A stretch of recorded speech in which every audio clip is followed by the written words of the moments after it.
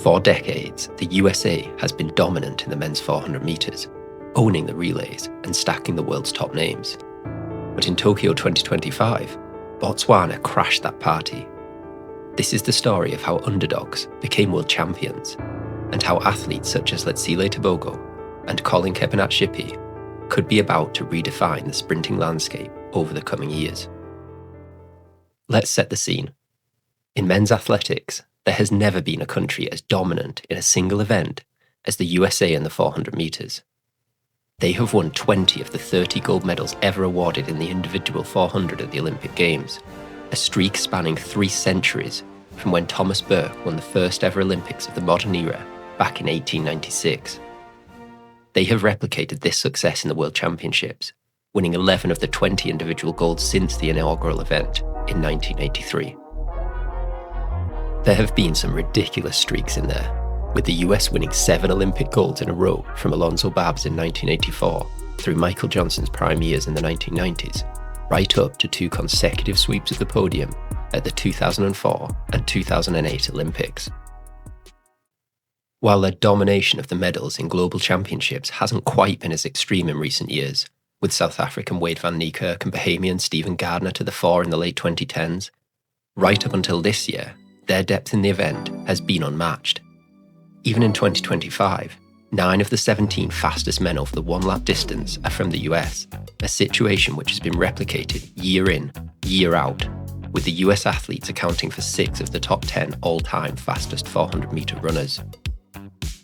And if the US has been the historical superpower, African nations have been the exact opposite. Prior to 2025, Van Niekerk was the only African man to ever win 400-metre gold at the World Championships, and he is one of only 2 African men to win 400-metre gold at the Olympics, with the other being another South African, Bevel Rudd, all the way back in 1920, more than 100 years ago. So for Botswana to elevate themselves to the top tier of sprinting nations and win individual and relay gold at the 2025 World Championships really represents a monumental effort. Let's dig deeper into what brought them to this point. Botswana's success in the 2020s has a lot to do with the trailblazing efforts of one Isaac Makwala in the 2010s. Makwala epitomised the problem that Botswana faced in developing athletes. With the country only first sending athletes to the Olympics in 1980, there wasn't a clear pathway for the talent that existed to become sprinting stars. As such, Makwala focused on football until his early 20s, only starting to compete in athletics at a high level once he was already nearly 22 years old. It took a further 7 years for him to reach his peak, but from 2014 to 2018, aged 29 to 33 years old, his talent shone through, and he established himself as one of the best long sprinters in the world.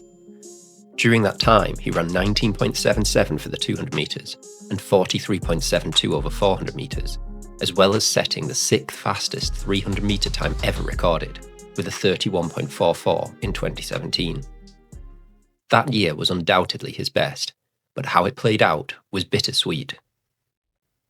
On the 14th of July 2017, Makwala showed just how good he was by becoming the first man in history to run under 20 seconds for the 200 metres and under 44 seconds in the 400 metres on the same day. At a meeting in Madrid, he ran 43.92 for the 400 metres, followed up by his 19.77 PB for 200 metres, little more than an hour later, putting himself firmly in contention for a medal at the upcoming London World Championships. However, when the championships rolled around, nothing went to plan.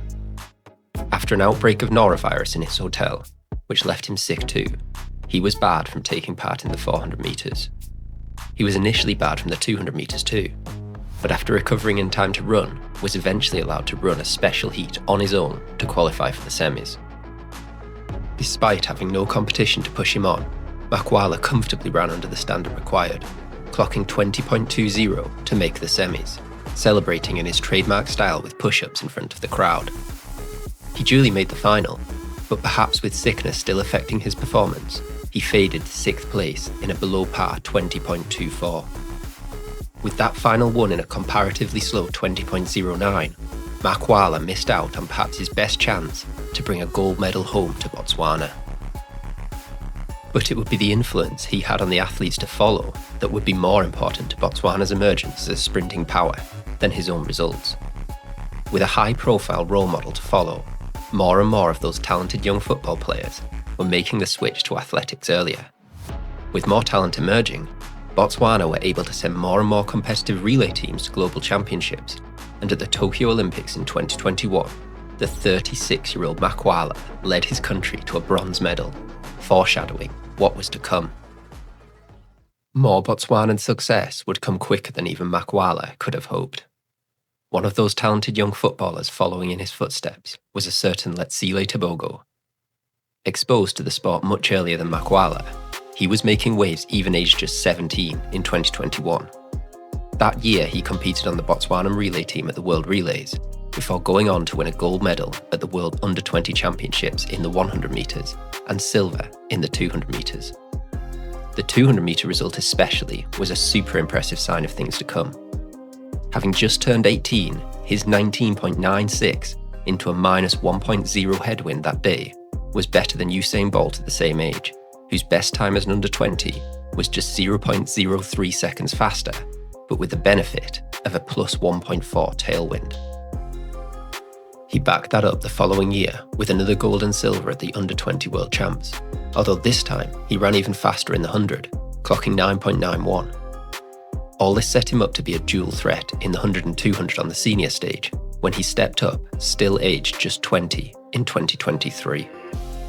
When he stepped on the start line at the World Championships in Budapest, he was up against seemingly insurmountable odds. In the previous year's World Championships, the USA had been even more dominant in the 100 and 200 metres than the 400 metres, sweeping the podium in both events. With Noah Lyles, Kenny Bednarek and Arian Knighton representing the Stars and Stripes, the US had the strongest 200 metre team ever assembled on show, and weren't much weaker in the 100. But Tebogo wasn't fazed. Showing maturity beyond his years, he successfully navigated the rounds and came away with a bronze in the 200 metre final and silver in the 100. Aged just 20, he had already eclipsed the achievements of Isaac Makwala, and Botswana could look forward to a future filled with more success. And at the Paris Olympics 1 year later, Tebogo delivered on the biggest stage. He ran a personal best of 9.86 in the final of the 100 metres, but in a high-quality race, could only finish 6th. That clearly just put more fire in his belly for the 200 metres, however, where he came out firing. Despite lining up against one of the greatest 200 metre runners of all time in Noah Lyles, Tebogo scorched to victory, clocking 19.46 to make himself the 5th fastest over the distance of all time in the process. Botswana had its gold. But individual gold in the 200 wasn't enough for Letsile. His sprinting prowess had been born out of the focus on teamwork instilled in the Botswana men in the relays over the preceding years, and he wanted nothing more than to give back to his country and lead that team to glory. Stepping up to the 4x400 metres in Paris, Tebogo was hoping to challenge the might of the USA, who had looked unbeatable in the event for years. Despite not being a 400 metre runner by trade, Tebogo was instantly the team's star and was put on the anchor leg, with the plan being that the rest of the team would try to keep him in contention for a final leg showdown with American 400 metre hurdles Olympic champion Rai Benjamin. And keep him in contention they did. The Botswana team ran their hearts out, tracking the US superstars all the way until Tebogo was handed the baton just behind Benjamin. The two rivals flew around the track, and as they reached the home straight, Tebogo pulled out to make the pass. But Benjamin held strong. Showing his champion mindset, he maintained his form to the line to deny the charging Tebogo the win he craved. Both men had run out of their skins that day, recording 2 of the fastest relay splits of all time. But if anything, the result here gave more hope to Botswana. They had pushed the US to the limit and come within inches of victory. If they improved further in the future, the gold medal was there for the taking. And just as importantly, a new star had been born in that race. 20-year-old Collen Kebinatshipi ran a crazy fast 43.4 second leg, making up for the disappointment of missing the final in the individual event by a mere 1/10 of a second. Kebinatshipi was clearly the future, and in 2025, it would be his chance to shine. Now, Kebinatshipi is a very different runner to Tebogo. Slim and slight of build for a sprinter, he is not going to excel over the 100 metres, where pure power is a prerequisite. He does have a decent 200 metres PB of 20.08, but it is in the 400 metres that he excels. He broke 45 seconds for the first time in 2023 as a 19-year-old, and since then has progressed quickly, becoming a regular on the Diamond League circuit following his breakout at the Olympic Games in Paris. But Tokyo 2025 was to see him take another giant leap forward. He was not expected to progress past the semi-final, where he was drawn in a strong heat featuring favourites Jareem Richards and Jacari Patterson. But Kebinatshipi eased to victory, running smoothly to gap the field and record a world-leading time of 43.61. This time also made him the fastest Botswanan ever, breaking Makwala's mark of 43.72 and placed him 10th on the all-time world top list. During the course of one perfectly executed race, Kebinatshipi had gone from outsider to favourite for gold. And the other Botswanans were performing too.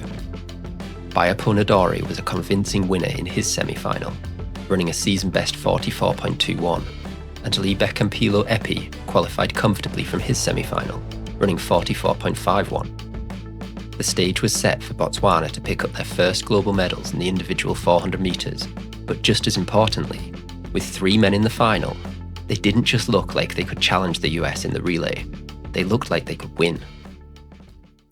The day of the final rolled around, and it didn't look like a day for 400-metre running. Rain fell incessantly, making the track wet by the time the runners stepped out. Kebinatshipi had been drawn in lane 5 as the fastest finisher in the semi-finals, but while this is usually considered an advantage, with the inside lanes wet from the rain and the outside lanes drier due to shelter from the stadium roof, he was going to have to battle the elements to win.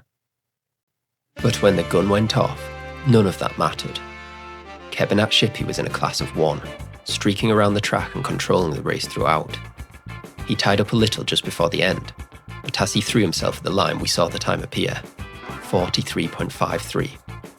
Collen Kebinatshipi had arrived, and at 21 years old, this gold medal will likely only be the start. Behind him, Botswana had more to celebrate. Nadori had executed a remarkable close in the home straight, passing floundering athlete after floundering athlete to take a historic bronze. After waiting so long, Botswana didn't just have one 400-metre medalist, it had 2. The celebrations afterwards must have been intense. But amid all the joy, there was the feeling that the job wasn't yet complete. The Botswanans hadn't just come here to win as individuals. They had come here to win as a team, and show that a small African country could compete with the might of the USA. Their 400-metre men looked ready, but success in the relay was far from guaranteed. Tebogo hadn't been at his best in these championships, struggling with injury in the build-up, then failing to medal in either the 100 or 200 metres. The US were also looking strong, despite their individual 400-metre men being humbled by Kebinatshipi in that event. Rai Benjamin was looking better than ever after dominating the 400-metre hurdles, and with him on the anchor leg, it was going to be very difficult to overcome him if he got the baton in first place. Furthermore, the weather had turned from incessant rain for the individual 400 metres to biblical for the relay. The inside lane was covered in puddles, with things made worse through the organisers keeping the athletes out on the track for an achingly long period of time for introductions. But when the gun went off, we were treated to one of the best relay races in history. Epi led Botswana out, running well, but handing off the baton to Tebogo on the second leg, behind the USA. But Tebogo came through strong. Despite the uncertainty surrounding his injuries this year, he again ran a super fast leg in the conditions, clocking 44.05 to make up a little ground on US star Patterson. Nadori got the baton close enough to the lead to get excited and try to get in front around the first bend, but probably wasted energy doing so, and by the time he came into the home straight, a small gap had opened to the US, with South Africa also closing hard behind, led by a resurgent Van Niekerk. When Kebinatshipi got the baton for the final leg, he had a couple of meters to make up on Benjamin, and it would have been easy to panic. Benjamin's split of 43.18 at the previous year's Olympics had been within 3/10 of the fastest split of all time, so coming past him was going to be a monumental challenge. But Kebinatshipi is no ordinary athlete. He tracked Benjamin throughout, and as they entered the home straight he was still being patient. Nenny from South Africa came up on his shoulder, and for a moment it looked like he had left it too late. But he had been fooling us all. Kebinatshipi had plenty left. With 50 meters to go, he shot through the gap between his rivals, accelerating as they tired to take the win in the most dramatic fashion. With South Africa pipping the US on the line for silver, the tables had finally turned. Africa had come to the fore in 400 meters running. The might of the USA had been vanquished, and the people of Southern Africa could celebrate. Tebogo led the celebrations, with the Botswanans high-stepping through the rain, elated at what they had just achieved. And when we looked at these young men, it was easy to imagine that this might not be a one-off. Kebinatshipi is 21 years old, Tebogo 22, and Ndorian Essie 26. And there is more talent where that came from. 19-year-old Justice Oratelli, for example, has run 45.29 this year. With the heroes welcome these men will receive and the adoration they inspire in their home country, it could just be that more talented young footballers, following in the footsteps of Makwala and Tebogo, and bolster the ranks of Botswanan 400 metres running in future. Whatever happens in future championships, the 400 metres just got a whole lot more exciting. For a small African country of just 2.5 million inhabitants, to challenge the might of the USA is inspiring, and people around the world will support them every time they step on a track in global finals. Watching Tebogo, Kebinatshipi, and future Botswanan stars' careers develop is going to be one of the most exciting stories in sprinting, and I, for one, can't wait to see how good they become. If you've enjoyed this video, drop me a like, it really helps the channel, and let me know whether more of this longer form analysis is worth doing in the future. And please remember to subscribe to keep up to date with all the developments in the world of running. Thanks for watching everyone, and see you in the next one.